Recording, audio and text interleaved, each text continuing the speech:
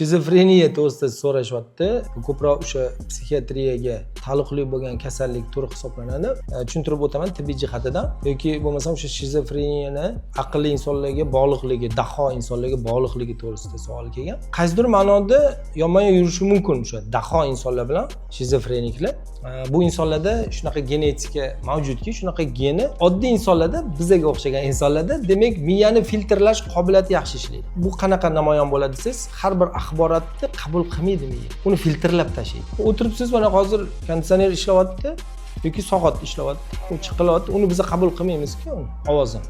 Demak, bu miyamiz filtrlab tashlayapti. Lekin daho insonlar har bir informatsiyani qabul qiladi. Shuning uchun ularni ishlash koeffitsiyenti yuqori bo'ladi, informatsiya ko'p bo'ladi. Agar shu informatsiyalar mutanossibligi to'g'ri ishlasa, ularda yaxshi ideyalar, ilg'or g'oyalar, yangiliklar ochish ilm-fanda bu daho insonlarda bo'ladi. Ularda o'sha filtrlash qobiliyati qaysidir ma'noda kamroq ishlaydi. Shuning uchun informatsiya ko'proq qabul qilinadi. Bu informatsiyalarni to'g'ri hazm qila olsa, demak u daho inson. Endi shu informatsiya filtrlash nomutanosib bo'lib, o'zi yo'q filtr. Miya 100% uni qayta ishlay olmadi, qabul qila olmadi.